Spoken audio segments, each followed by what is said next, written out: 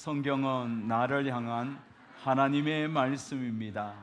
나는 오직 말씀으로 판단하고 행동하겠습니다. 오늘 내게 주시는 말씀도 집중하여 듣겠습니다. 아멘. 5월이 되면 저는 생각나는 한 분이 계십니다. 저희 아버지입니다. 벌써 24년 전에 소천하셨습니다. 참 많은 세월이 흘렀지만 지금 또 5월이 되면 아버지 생각이 많이 납니다. 제 위로 누님들이 5분이 계셨는데 안타깝게도 2분이 먼저 돌아가시고 3분 남았는데요. 누님들도 아마 아버지 생각 많이 나겠죠. 가끔씩 누님들을 만나면 아들, 남동생인 저를 보면서 누님들이 말을 합니다. 우리 목사님은 어떻게 나이가 들어갈수록 아버지 참 많이 닮았네요. 그러면 저도 누님들을 보면서 말을 합니다. 누님들도 마찬가지입니다. 우리 어떻게 어머니하고 똑같이 늙어갑니까? 그러면서 한바탕 웃곤 하지요. 저희 아버지는 평생을 시골에서 땅을 일구며 살았던 참 소박한 소장농이었습니다. 늘 흙을 파고 또 풀을 베고 또 그렇게 많지 않는 벼농사를 지으면서 항상 땀을 흘리면서 사셨습니다. 저는 저희 아버지를 생각할 때마다 2가지 냄새가 떠오릅니다. 첫 번째는 땀 냄새죠. 나무하고 풀을 베고 논일 밭일 하면서 늘 땀을 흘렸기 때문에 아버지에게는 가까이 가면 갈수록 땀 냄새가 났지만 그 땀 냄새가 결코 역겹지는 않았습니다. 늘 수고의 땀을 흘렸기에 그 땀은 오히려 아버지의 존재 자체였습니다. 또 한 가지의 냄새는 풀 냄새입니다. 싱싱한 풀을 베어서 집에 있는 소 1-2마리에게 늘 먹이려고 애썼기 때문에 가끔씩은 아버지가 정성 들여 끓이는 소죽 냄새를 맡으면 저도 먹고 싶은 마음이 들 정도로 얼마나 구수하게 끓였는지. 그러기에 늘 아버지는 지게에 풀을 베어 집으로 왔습니다. 그래서 아버지 몸에는 풀이 배어 있었습니다. 그렇게 아버지에게는 풀 냄새, 땀 냄새가 늘 났지만은 그런 고된 일 하면서도 아버지 몸에는 결코 잃어보지 않고 항상 간직하는 한 가지 물건이 있었습니다. 그것은 금가락지예요. 아주 5돈 정도 될 정도로 굵은 가락지였습니다. 가난했던 아버지지만은 그 금가락지는 늘 끼고 다니면서 늘 자랑스러워했습니다. 그런데 어느 날 아버지가 그 가락지를 빼어서 제 아내에게 주었습니다. 가난한 시골집에 시집 와서 고생 많다고 언젠가는 필요할 거야 주었습니다.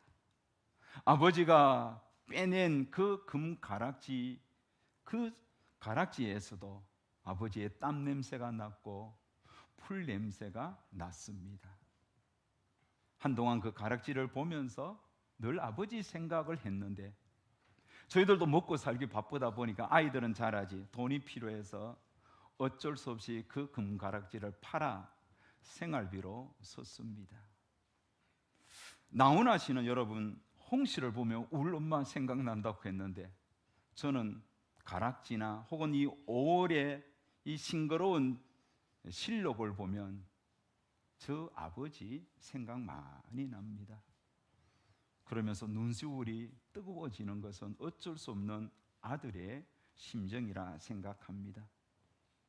아버지는요, 자식을 위해서는 뭐든지 줄 수 있는 존재이기도 하지요.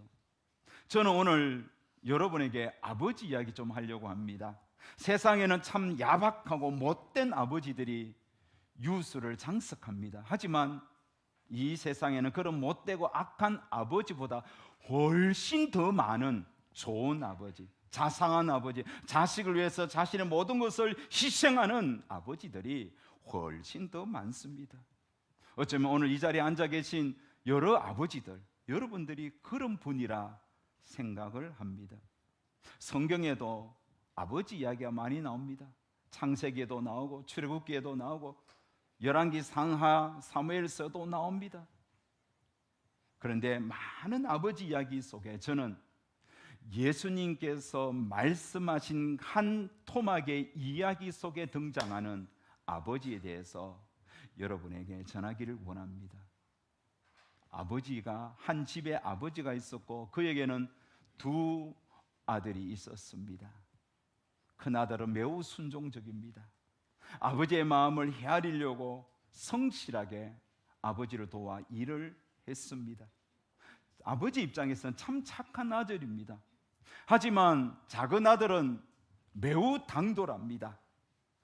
끊고 맺는 것이 확실합니다.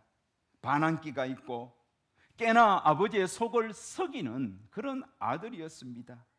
아니나 다를까 작은 아들은 어느 날 아버지에게 찾아와서 이렇게 요청합니다. 아버지여, 재산 중에서 내게 돌아올 분깃을 내게 주소서. 쉽게 말하면 아버지 내게 주실 유산 지금 좀 달라는 것입니다. 여러분, 요즘 어른들 사이에 우리가 대학교 다닐 때 선배에게 이렇게 물려받았던 시험지, 족보 있잖아요. 족보처럼 어른들끼리 이렇게 가르쳐주는 족보와 같은 그런 이야기가 하나 있습니다. 그게 뭔지 아세요? 자식들 절대로 재산 일찍 물려주지 말라는 거예요. 그놈도 물려주면 그날부터 아버지 찬바 신세한다고. 그러니까 같이 지고 있다가 마지막에 아들의 효도를 다 받고 마지막에 물려줘도 충분하다. 그 생각에 여러분 동의하시는지요? 그게 요즘 세상사이기도 합니다. 그런데요, 오늘 예수님께서 말씀하신 이야기 속의 이 아버지는 아들이 아버지 내게 주실 재산을 지금 주소서라고 말할 때 아버지는 아무런 말 없이 알았다. 그리고는 아들에게, 작은 아들에게 돌아올 분깃을 떼 주었습니다. 여러분, 아들의 이 요구는 당시 사회적 정황 속에서 얼마나 무례하고 얼마나 불효막심한 요구인지 아셔야 합니다. 오랫동안 중동의 문화와 관습을 연구했던 게네스 베일이라는 학자가 있습니다. 그는 아들의 요구가 어떤 의미인지 그가 쓴 책에서 이렇게 말을 했습니다. 아버지 생전에 유산을 달라? 이것은 아버지 빨리 죽으세요. 이런 의미라는 거예요. 왜냐하면 아버지의 유산은 아버지가 돌아가신 이후에 아들에게 주어지는 것이 당시의 관례였던 겁니다. 그러니 지금 이 아들의 요구가 얼마나 불효막심합니까? 하지만 아버지는 그런 불효막심한 아들에게 아낌없이 재산을 떼주었습니다. 작은 아들은 신이 났습니다. 아버지로부터 상속받았던 그 재산을 빨리 처분했습니다. 빨리 처분했으니까 제가 못 받았을 것입니다. 그럼에도 그는 재산을 처분하여 돈을 가지고 가능하면 멀리 아버지 집으로부터 떠났습니다. 아버지의 집을 멀리 떠났다고 해서 요즘 비행기 타고 외국으로 가는 그 정도는 아닙니다. 유럽처럼 국경을 넘어서 가능하면 아버지로부터 멀리 떨어진 곳, 그러나 때가 되면 언제든지 돌아올 수 있는 그런 거리에 이웃 이방 나라로 그렇게 떠났던 것입니다. 자유로웠습니다. 눈치 볼 필요가 없었습니다. 아버지의 집에 있으면 받는 혜택도 많지만 아버지가 이렇게 해라 저렇게 해라 요구도 많았습니다. 아버지는 그렇게 요구하는 것들이 아들이 잘 되도록 아버지를 향한 따뜻한 사랑이었지만 아들의 입장에서는 그것은 귀찮은 요구요, 소음일 뿐이었던 겁니다. 그런데 지금 아버지의 집을 멀리 떠나왔으니 좋았습니다. 자유로웠습니다. 돈도 있고 시간도 있고 자유도 있으니 이제는 내가 하고 싶은 거 마음껏 해야지. 그렇게 생각했습니다. 여러분, 아들이 가지고 온 이 돈을 어떻게 사용했을 것 같습니까? 요즘 이렇게 이 재산을 정식시키는 수단이 많지 않습니까? 저축하거나 아끼면서 100%, 200%, 또 혹은 300%, 500% 수익을 남겼을 것 같습니까? 작은 아들 마음 가진 보세요. 그렇게 규모 있게 쓸 인간처럼 보이지 않지 않습니까? 그는 그 재산을 가지고 어떻게 사용했느냐? 오늘 성경은 한 단어로 이렇게 표현합니다. 13절에 보면 허랑방탕했다. 여러분, 허랑방탕이라는 이 단어를 기억하시기 바랍니다. 이 단어는 헬라어로 아스토스라 그러는데 아무런 대책 없이 절제 없이 마구마구 낭비했다는 거예요. 아버지로부터 물려받은 그 재산을 가지고 먼 외국에 와서 허랑방탕, 계획도 없이 대책도 없이 그냥 절제도 없이 쓰고 싶은 대로 막 썼습니다. 여러분, 희한하게 돈 냄새를 기가 막히게 맡는 인간들이 오늘 우리 주변에 얼마나 많습니까? 돈이 있다 싶으니까 사람들이 몰려왔습니다. 불나방처럼 달려들었습니다. 아들 앞에서는 간도 쓸개도 다 빼고 달려드는 그들과 함께 아들은 여자도 만나고 술도 먹으면서 그렇게 돈을 마음대로 쓰다 보니 어느 순간 바닥이 보이고 또 얼마 지나니까 그 돈이 순식간에 썰물처럼 다 빠져나가 버렸습니다. 돈이 빠져나가자 친구들도 같이 빠져나갔습니다. 아들은 다시 혼자가 되었습니다. 하지만 이전과는 너무 다른 혼자입니다. 아버지의 집을 떠나올 때는 혼자였지만 돈이 있었습니다. 자신이 있었습니다. 꿈도 있었고 희망도 있었고 비전도 있었습니다. 하지만 지금은 여전히 혼자지만 돈도 없습니다. 꿈도 없습니다. 비전도 없습니다. 사람이 완전히 달라진 거예요. 맥이 다 빠졌습니다. 기가 다 빠졌습니다. 당장 무엇을 먹고 살아야 할지 먹고 사는 것조차도 막막합니다. 하지만 낯선 이웃 땅에서 누구 하나 그에게 먹거리를 주지 않습니다.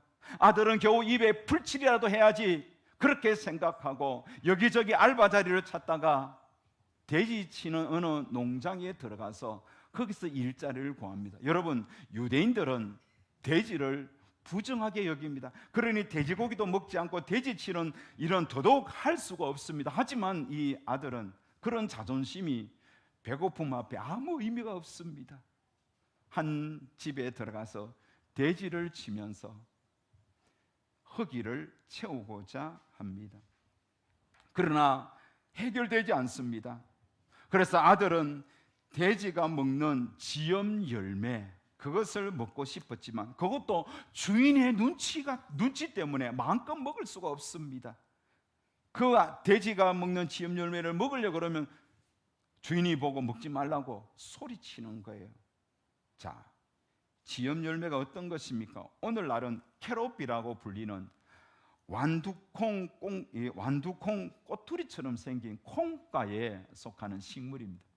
저거는 여러분 봄에 저렇게 콩처럼 열리지만 가을쯤 되면 저게 이렇게 바뀌어집니다. 갈색 아주 딱딱한 콩 안에 이렇게 콩처럼 생긴 것들이 있는 그런 작황 식물입니다.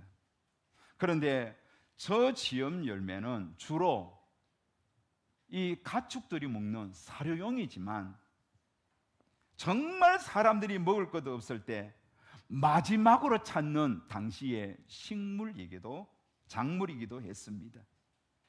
아들은 돼지가 먹는 그 지염 열매를 주인 몰래 돼지와 경쟁하면서 빼앗아 먹다가 어느 순간 꺽꺽거리면서 눈물을 쏟기 시작합니다. 내가 왜 이렇게 되었지? 너무 서럽고 고통스럽고 한심스럽습니다. 내가 왜 여기서 이렇게 저 돼지 새끼와 경쟁하면서 돼지가 먹는 이 지엽 열매를 먹기 위하여 이렇게 몸부림쳐야 하는가?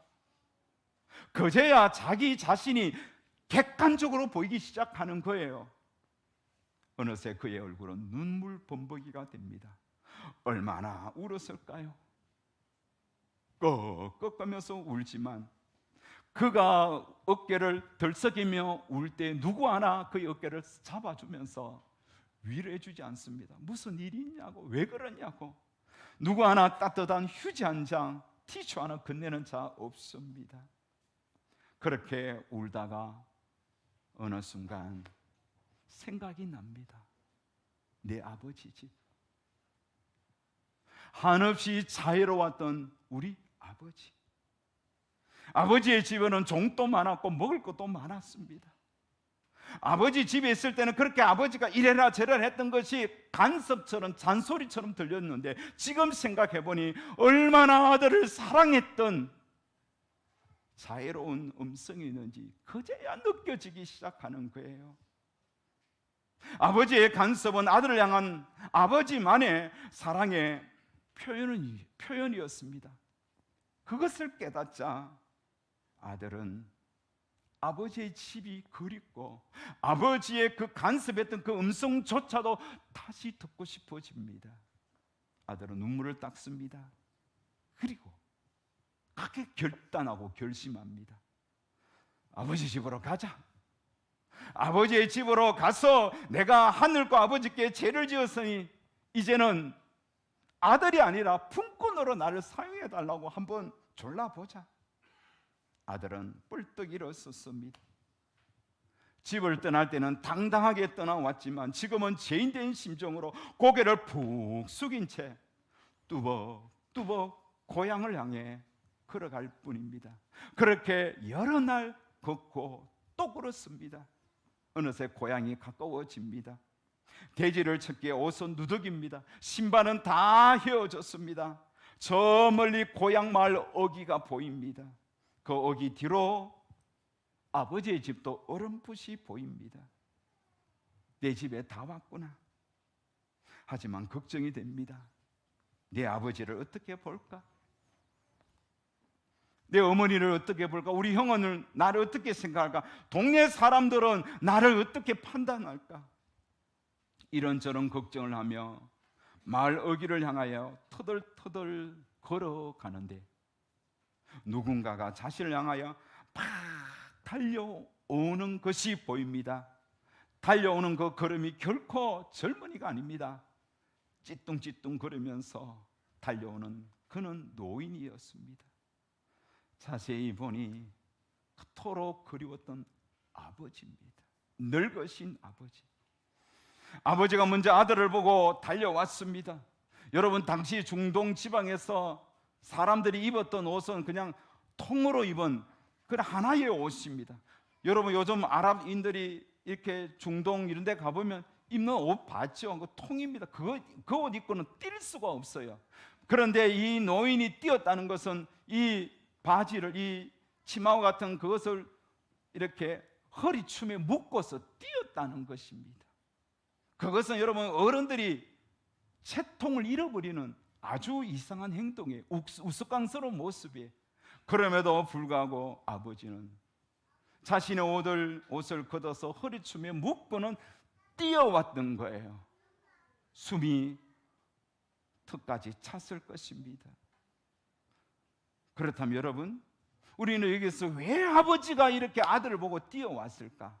저러다가 넘어지면 큰일 나는데. 여기서 우리는 중동의 당시 문화를 또 한 가지 이해해야 합니다. 중동 문화에서 마을 어귀는 단순한 마을 진입로가 아닙니다. 마을 원로들이 모여 앉아서 마을 사람들에게 일어난 그 소송 문제를 재판하는 그런 재판정인과 동시에 그 마을 사람들끼리 소통하는, 의견을 교환하는 소통의 공간이었습니다. 그리고 그 마을에 아주 마을의 명예를 실추시키고 하나님의 법을 어긴 자들에게 한 가지 벌을 내리는 법이 하나 있었습니다. 그 벌이 캐차차 벌입니다. 여러분, 캐차차 법이 뭘까요? 이것은 율법적 처벌입니다. 자, 그렇다면 언제 캐차차 법이 진행될까요? 여러분, 유대 사회에서 한 가정의 재산은 단순한 한 가정의 재산으로 치부되지 않습니다. 그것은 하나님께서 그 모든 유대인들에게 주신 재산이에요. 그러니 그 재산은 하나님의 재산이고 또 그 공동체 마을의 재산입니다. 유다 지파는 유다 지파의 재산이요, 에브라임 지파는 에브라임 지파의 재산이기 때문에 지파를 넘어서서 결혼하는 것들 막았던 것이 당시의 법이었던 겁니다.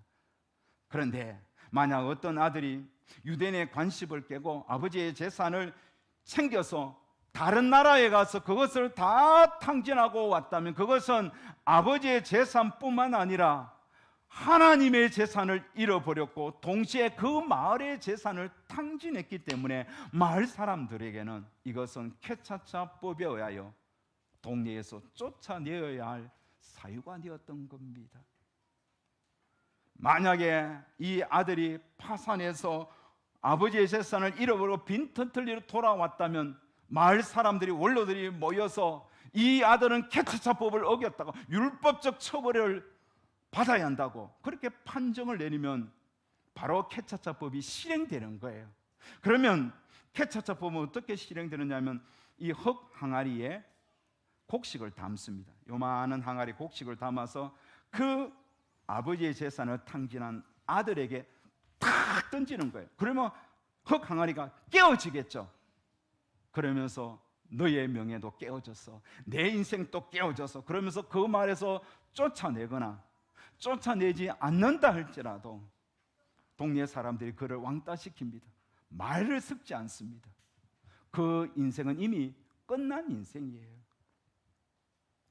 이것을 누구보다도 잘 아는 아버지는 아들이 언젠가는 돌아올 거야, 돌아오면 마을 사람들이 눈에 띄어서 먼저 캐차차법에 의하여 저렇게 수모를 당하기 전에 내가 그 아들을 껴안고 너는 내 아들이라고 아들의 신분을 내가 회복시켜 줘야 돼. 누구보다도 아들을 잘 알았던 아버지는 아들이 자신을 떠나간 그날부터 마을 어귀에 서서 아들을 기다렸던 거예요. 낮에도 밤에도, 더우나 추우나, 비가 오든 눈이 오든 아버지는 그 아들을 기다려 가면서 찬바람을 맞으면서 더위를 받으면서 그렇게 점점 늙어갔던 것입니다. 그러면서 아들은 눈물을 흘려 아버지는 울었던 겁니다. 언제 돌아올까? 언제 돌아올까? 제게는 형이 한 분 계십니다.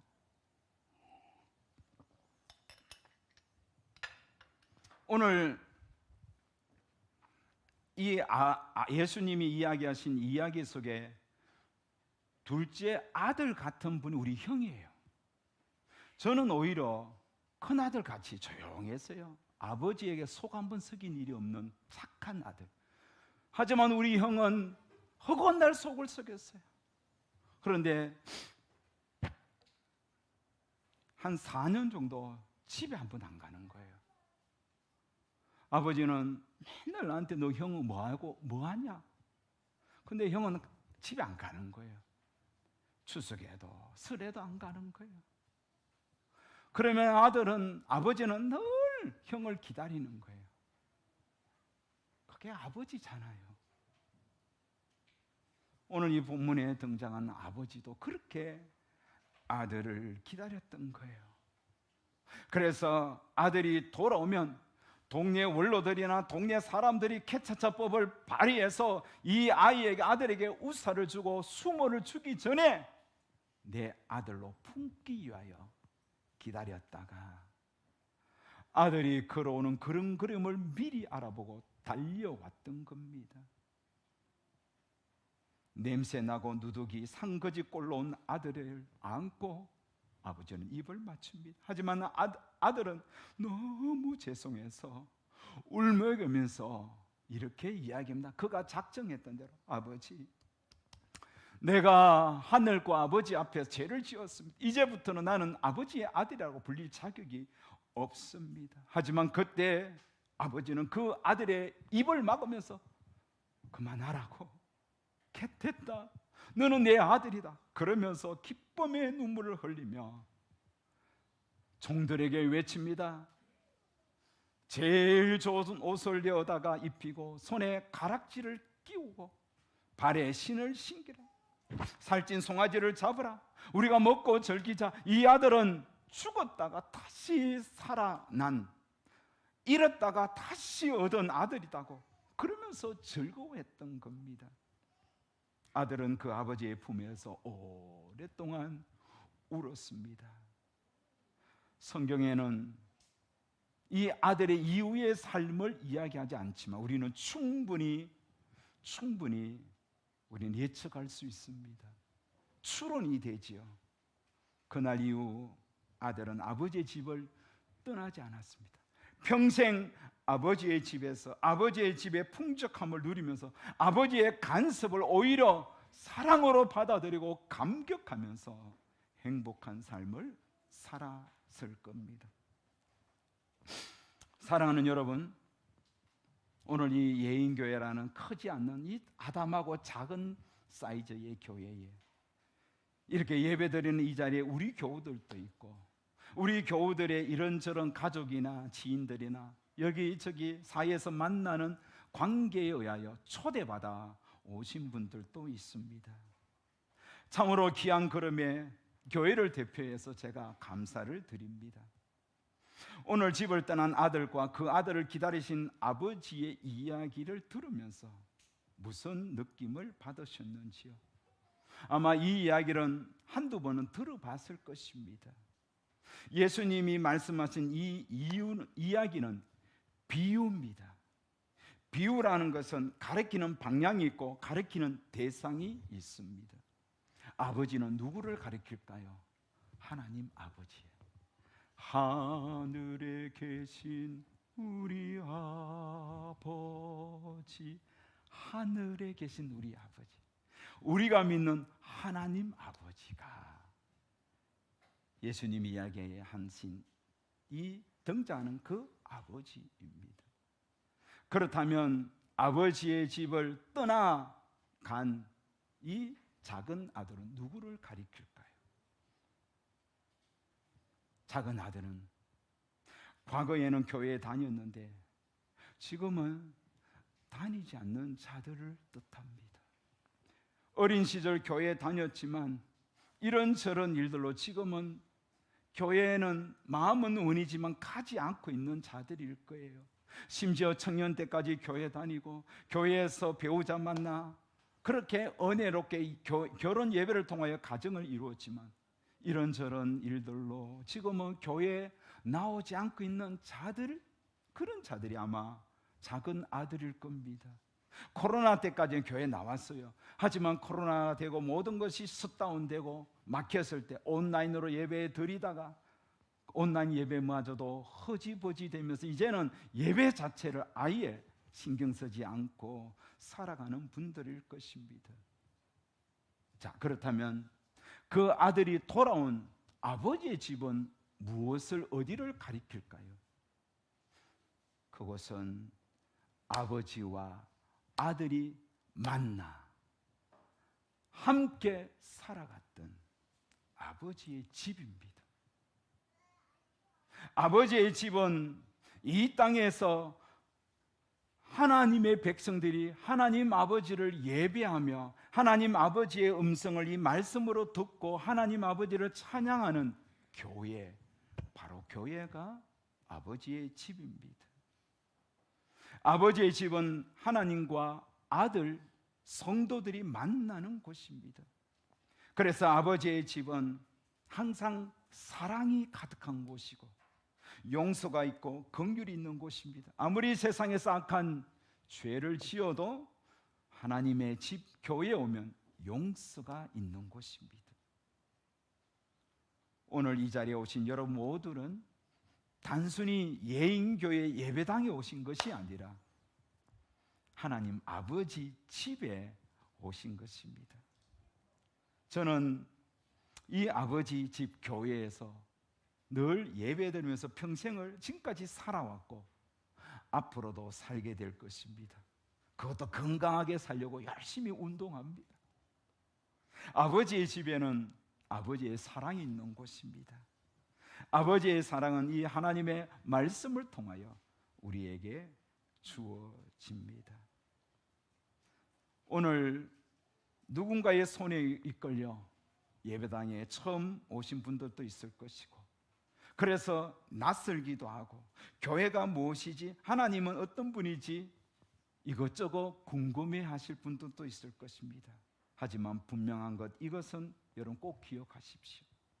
여러분이 걸어온 거칠고 고단했던 인생의 걸음을 아시고 오늘 이렇게 아버지의 집으로 인도하신 분은 하나님 아버지이십니다. 한 가지 이야기하고 말씀을 맺겠습니다. 한때 세상에 박수갈채를 받으면서 참 화려하게 살아갔던 한 유명한 화가가 있었습니다. 명문가 출신의 아내를 만나 결혼했고 눈에 넣어도 아프지 않을 아들 티투스를 얻었습니다. 부러울 게 없었습니다. 거칠 것이 없는 인생이었습니다. 하지만 인생에 늘 그렇게 봄이 오지는 않습니다. 그에게도 고난의 겨울이 왔습니다. 아내가 결핵으로 죽었습니다. 아내가 떠난 후에 그는 이것저것 사생활로 의하여 귀족들의 외면을 받으면서 화가로서 주문이 다 끊어집니다. 그래서 너무 그는 궁핍하게 되어서 아내와 살던 그 대저택도 팔았습니다.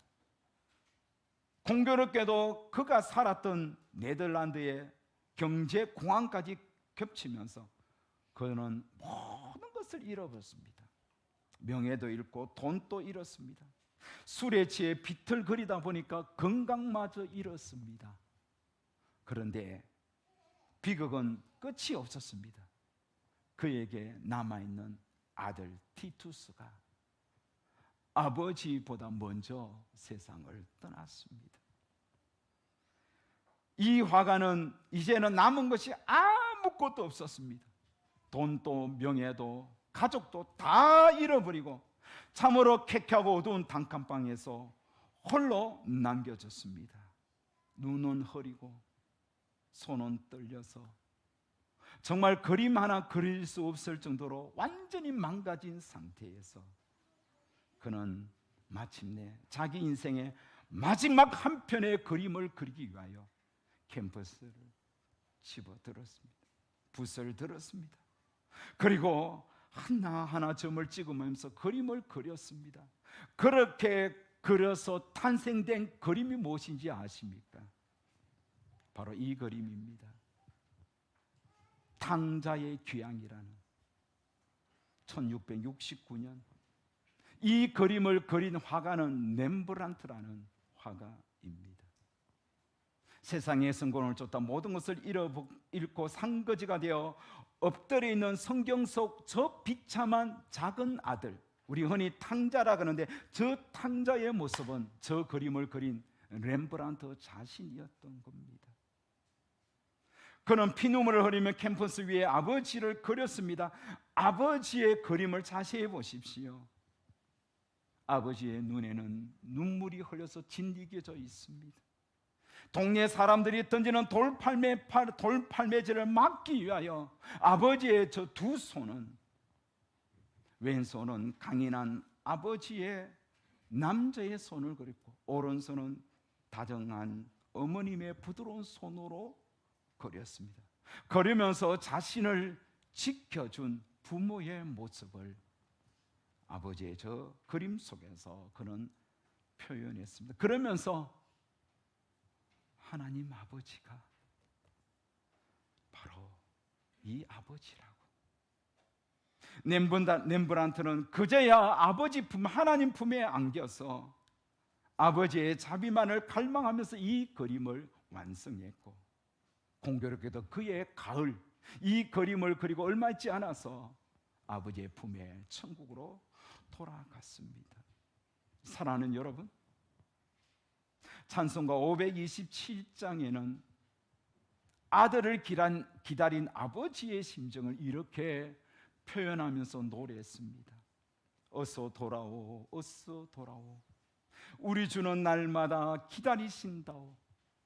밤마다 문 열어놓고 마음 졸이시며 나간 자식 돌아오기를 밤새 기다리신다. 그리고 아버지의 품으로 돌아온 아들의 심정을 노래한 곡도 하나 있습니다. 김석균 씨 작사 작곡한 돌아온 탕자라는 곡에 보면 눈물로써 회개하고 아버지의 품에 안기어 죄악으로 더럽힘 십자가에 못 박았네.